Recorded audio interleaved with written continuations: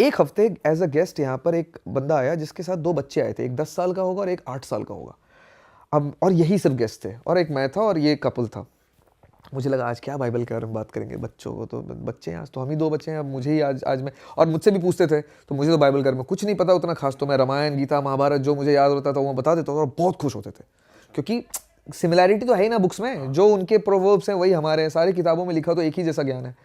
तो मैं गीता और रामायण की बातें कर देता था और खूब बहुत खुश भी होते थे वो, उनको बहुत सारी चीज़ें इंडियन के बारे में मैंने बताई, इंडिया के बारे में। इन 2 बच्चों के सामने कुछ इसने डायरेक्टली क्वेश्चन पूछ दिया और मैं बोल रहा हूँ, मैं मनी माने एकदम रेडी हूँ अपने दिमाग में कि ये बच्चे क्या बताएंगे। भाई उसने एक्सप्लेन कर दिया पूरा। 10 साल का तो 10 साल का, वो 8 साल का बच्चा भी, और बिल्कुल चाय है ना ऐसे लेटा हुआ है एकदम अपने पापा की गोद पे, no I don't know this, ऐसे से करके शुरू हुआ और 10 मिनट तक बोलते रह गया। बाइबल के बारे में, बाइबल से रिलेटेड कोई कहानी के बारे में, किंग डेविड के बारे में वगैरह वगैरह, बहुत कुछ पता चला मुझे, किंग डेविड के बारे में पढ़ा मैंने, बहुत कुछ पढ़ा मैंने वहाँ पे। मैंने बोला यार बच्चों को इतना कैसे पता है। एंड इसको एक्सप्लेन करने के बजाय मैं यहाँ पे कट शॉर्ट करूंगा कि मुझे नहीं लगता है कि हमारे इंडिया के 10-12 साल के जो बच्चे हैं उनको इतना रामायण महाभारत और गीता के बारे में पता है यार, जितना वहाँ के बच्चों को पता है इस उम्र में, या मुझे मेरे बचपन में पता था।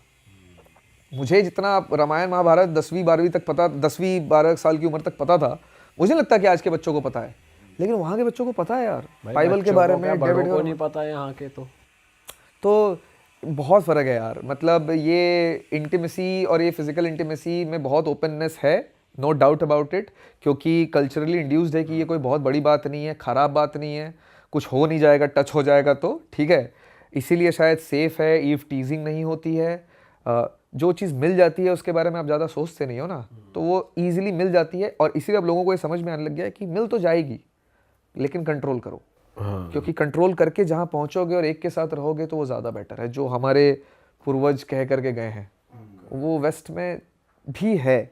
ऐसा नहीं है कि वो हमको फॉलो कर रहे हैं, उनके बाइबल में और हर जगह पे भी इस तरीके की चीज़ें हैं शायद, जितना मुझे उनसे बात करके समझ में आया, पढ़ा तो मैंने कुछ नहीं है, ठीक है, थोड़ा बहुत जो मुझे उनसे पता चला, सो या this is their culture man. अच्छा भाई, आप रिसेंटली चाइना होकर आया, हाँ। चाइना कैसा लगा आपको, सिंस आप यूएस चाइना दोनों घूम चुके हो, और दोनों कंट्रीज़ में ही आजकल सुपर पावर बनने का कंपटीशन चल रहा है, और इंडिया पता नहीं क्यों दावेदारी में आता है, पर हालांकि हम हवाबाजी में नंबर 1 है ही हैं, पर रियलिटी आप अगर बता पाओ। देखो इंडिया और चाइना के बीच में कितना कंपैरिजन है ना, ये मैं आपको इस बात से बताता हूँ कि यूएस भी चाइना के आसपास नहीं है।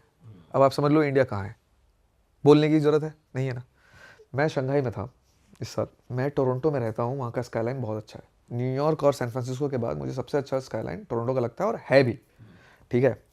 और मैं डाउनटाउन में रहता हूँ, अभी तो नहीं रहता लेकिन रहता था, काफ़ी वक्त रहा हूँ मैं वहाँ पे।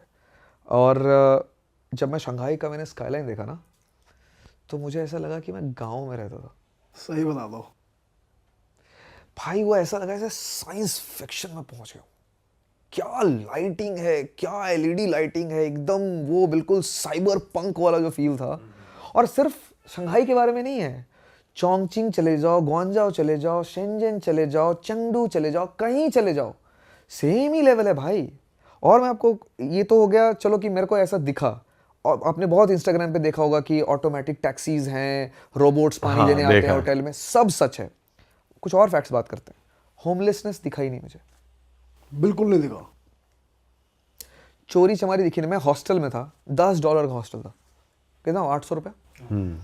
हॉस्टल के अंदर साफ सफाई इतनी ज़्यादा थी कि वो वॉशरूम के अंदर जाता था तो ऐसा लगता था कि क्या बढ़िया खूबसूरत, इतना अच्छा स्मेल कर रहा है और इतना क्लीन है यार। वो सीट अपने आप उठ जा रही है, अपने आप नीचे चली जा रही है, गर्म हो जा रही है, हाथ डालो साबुन आ जा रहा है, हाथ डालो हवा चल रही है, हाथ डालो पेपर नैपकिन आ जा रहा है, इतना साफ सुथरा।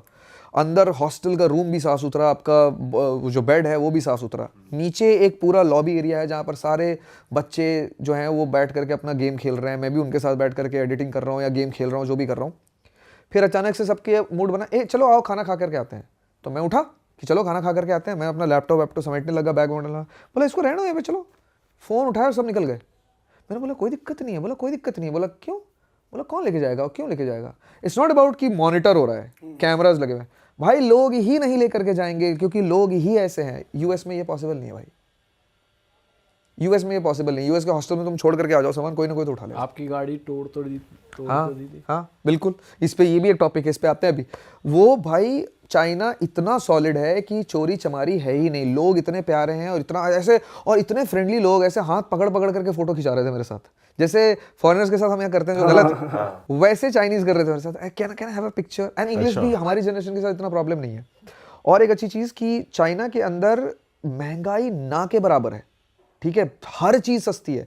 जो ट्रेन यूएस में जिस डिस्टेंस के लिए आप 1.5-2 लाख रुपए दे दोगे स्लीपर में, वो ट्रेन चाइना के अंदर 8,000 10,000 रुपए की है, और फास्ट 6-7 टाइम्स फास्ट है अमेरिका से। अमेरिका में वो जो सियाटल टू चलती है शिकागो तक ट्रेन, वो शायद 45 घंटे लेती है, वो सेम डिस्टेंस चाइना 9 घंटे में कंप्लीट करता है, 5 गुना फास्ट है और काफ़ी सस्ते में।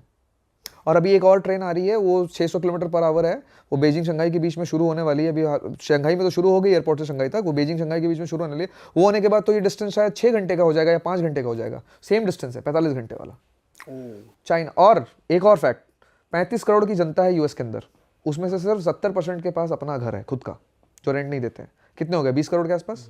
140 करोड़ हैं लोग रहते हैं चाइना में, उसमें से 90% लोगों के पास अपना घर है। कितने हो गए, 120-22 करोड़। 120-22 करोड़ लोगों के पास चाइना में अपना खुद का घर है। और चाइना सिर्फ नंबर ऑफ पीपल में इतना आगे नहीं है, एक्चुअली दुनिया में भी वो नंबर 1 पे। एक छोटे से छोटे देश में भी 100% लोगों के पास घर नहीं है। सही बात है भाई, ये फैक्ट्स, और ये मतलब वो फैक्ट्स हैं जो आप गूगल करके देख सकते हो, ऐसे मेरी बातों पर भरोसा करने की जरूरत नहीं है। तो वहाँ पे चौल वगैरह ऐसा कुछ कहीं दिखता ही नहीं मुझे चाइना तो नहीं में? दिखा भाई, हालांकि चाइना बहुत बड़ा है, मैं इतना नहीं कह सकता कि मैंने पूरा चाइना घुमा है, मैंने बहुत ब्रीफ टूर रहा है मेरा, 2-4 सिटीज़ का ही हुआ है। तो मैं चाइना लेकिन अच्छे से एक्सप्लोर करना चाहता हूँ, जैसे मैं अमेरिका कर रहा हूँ ना इस बार, वैसे मैं चाइना एक्सप्लोर करना चाहता हूँ, ये देखने के लिए। और मुझे नहीं लगता है कि चाइना के अंदर मेरा शीशा टूटेगा गाड़ी का। शीशा कहाँ टूटा आपका? अमेरिका में एक जगह है पोर्टलैंड, एक स्टेट है ओरेगन, उसकी कैपिटल है, उसका सबसे बड़ा शहर है, कैपिटल है कि नहीं पता नहीं, बट सबसे बड़ा शहर है। और वहाँ पर मैंने गाड़ी लगाई हॉस्टल के सामने पार्किंग पे, हॉस्टल मेन रोड पे था, मेन रोड पे गाड़ी लगाई मैंने, और मैंने गाड़ी के पार्किंग के पैसे दिए हॉस्टल को, $10 एक दिन का, 24 घंटे की पार्किंग का। और पता नहीं क्यों मेरे दिमाग में ऐसा ना आया कि यार ये मुझे सेफ फील नहीं हो रहा है यहाँ पर, पता नहीं क्यों। तो मैंने गाड़ी के अंदर से ऐसे लैपटॉप मैकबुक सब निकाल लिया, मेन कैमरा निकाल लिया और सब ले जा करके मैंने हॉस्टल में रख लिया और मैं सो गया। अगले दिन सोकर उठा, नीचे गया, गाड़ी में कुछ और सामान रह गया था मेरा, कुछ लाने गया होगा नीचे में, और मैंने देखा गाड़ी के पीछे वाला जो विंडो होता है, बैक विंडो, पूरा टूट करके बाहर गिरा हुआ है। और एक बैग था पीछे की साइड पर, लैपटॉप बैग, वो गायब है। मेरी किस्मत अच्छी कि उस लैपटॉप बैग के अंदर कुछ नहीं था, और मुझे नहीं पता कि उस बंदे ने आगे फिर दूसरी चीज़ों को क्यों नहीं देखा, क्योंकि गाड़ी के अंदर बहुत सारा सामान भरा हुआ है। मैं गाड़ी के अंदर रहता हूँ तो बहुत सारा सामान भरा हुआ था। अभी भी उस गाड़ी के अंदर मैंने खोल करके देखा, ड्रोन की बैटरीज थी, ड्रोन था, रिमोट कंट्रोलर था, 1-2-3 गोप्रोस पड़े हुए थे, बहुत कुछ पड़ा हुआ था उस गाड़ी के अंदर। कुछ नहीं तो कम से कम 2-4-5 हज़ार डॉलर का सामान तो गाड़ी के अंदर था, सिर्फ गैजेट्स की बात कर रहा हूँ, जो वो आराम से लेके जा सकता था।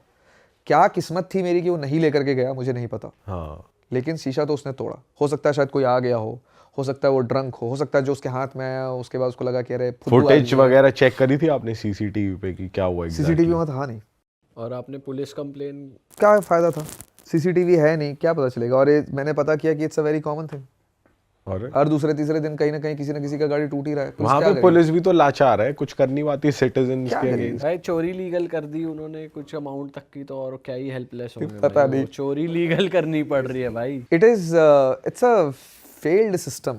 लिबर्टी के नाम पर हम पता नहीं क्या क्या चीज़ें कर रहे हैं। भाई हम खुद जब यूएस में थे तो हम खुद सोच रहे थे कि भाई फोन वोन चिपका के रखो अपने से, क्योंकि भाई इतनी चोरी लीगल है तो भाई आराम से चुरा सकते हैं फोन वगैरह। शुभम वो सैन फ्रांसिस्को में इस दिन पहुंचा, उसी दिन मेट्रो में उसका नया कैमरा खरीद के गया था, कैमरा चोरी हो गया। मेट्रो में ऐसे रखा था और इधर देखा और यहाँ से कैमरा गायब हो गया। और मैं चाइना में, शंघाई बड़ा शहर है, बड़े शहरों में ज़्यादा क्राइम होता है, छोटे शहरों की तो बात ही नहीं कर रहा मैं अभी। बड़े शहर में मैं लैपटॉप छोड़ करके, लैपटॉप छोटे चार्जर्स, SD कार्ड सब टेबल पे ऐसे छूटा हुआ है। मैं तो फिर भी ऐसे फ्लैप गिरा रखा है, कुछ लोगों को तो फ्लैप भी ओपन है। और हम खाने गए 2-2 घंटे वॉक करके वापस आए, एक इंटैक्ट चीज़ें रखी हुई हैं हॉस्टल में, जहाँ पर ट्रैवलर्स आ रहे जा रहे हैं। बहुत आगे भाई वो देश, तो हमसे तो बहुत ही आगे। चाइना एक ऐसी दुनिया में एक ऐसी जगह पे पहुंच चुका है जहां पर उसका हाथ पकड़ने के लिए ना किसी तरीके का चमत्कार चाहिए भाई। और इस सिर्फ मैं टेक्नोलॉजी की बात नहीं कर रहा हूँ, इसमें इन आर्म फोर्सेस में भी जो उन्होंने अभी इस बार जो उनका शो हुआ था, पता नहीं आपने देखा है नहीं देखा, उन्होंने शो में जिस तरीके की चीज़ें दिखाई हैं, उसके एक फॉरेन टूरिस्ट मिनिस्टर ने कहीं पर स्टेटमेंट दी है कि हम कभी भी न्यूक्लियर पावर इस्तेमाल नहीं करेंगे, but we are capable enough कि हम किसी को करने भी नहीं देंगे, चाहे वो अमेरिका क्यों नहीं हो। उसने स्ट्रेट अमेरिका को बोला था कि अगर अमेरिका ये सोचता है कि वो न्यूक्लियर पावर हमारे खिलाफ इस्तेमाल कर सकता है, no, he won't be able to, and they won't be even knowing that what came and stopped everything. We are that powerful भाई। हाँ, उन्होंने कुछ मच्छर जैसे भी ड्रोन्स बॉम्ब्स बना रखे भाई मच्छर। भाई टेक्नोलॉजी में तो पता नहीं चाइना कहाँ ही चला गया। अभी मैं आज पढ़ रहा था क्वांटम मैकेनिक्स, पता नहीं आप लोग कितना फॉलो करते हैं। उन्होंने टेलीपोर्टेशन एक चीज़ होती है कि एक जगह से दूसरी जगह पे आवाज़ पहुंचा दी, इन्फॉर्मेशन पहुंचा दी। अभी उन्होंने उनकी एक कॉलेज है, उन्होंने ये एक्सपेरिमेंट सफलपूर्वक पूर्ण कर लिया है कि उन्होंने इन्फॉर्मेशन को एक जगह से हज़ारों किलोमीटर दूर टेलीपोर्ट करके पहुंचा दिया। भाई पता नहीं कहीं अलग ही लेवल पे काम कर रहे हैं भाई। पर हमने ऐसा सुना है कि वहाँ पे लोगों को बहुत, क्योंकि एक तरीके की वही है वहाँ पर तानाशाही कह लो, तो लोग काफ़ी खुश नहीं है और वो गवर्नमेंट को क्रिटिसाइज़ करते हैं, तो लोग मतलब गवर्नमेंट उनको एग्जीक्यूट कर देती है या उनके अगेंस्ट कोई नहीं जा सकता। तो ये मेजर रीज़न है, लोग खुश नहीं है वहाँ पे, ऐसा है। देखिए, चाइनीज़ लोग जो बाहर रह रहे हैं ना, वो सब लोग वापस आ रहे हैं, यूएस से, कनाडा से, हर जगह से चाइना वापस जा रहे हैं, इसलिए क्योंकि उनको ऐसा लग रहा है कि हम चाइना इतना आगे बढ़ चुका है कि हम वहीं जा कर के रहना चाहते हैं। It is much safer, better to live in that country now. तो वो अगर हो रहा है तो मुझे लगता नहीं है कि वो इस वजह से हो रहा होगा कि लोग अपनी फ्रीडम ऑफ स्पीच छोड़ करके वहाँ जाएंगे, क्योंकि फ्रीडम ऑफ स्पीच बहुत ज़्यादा मायने रखती है।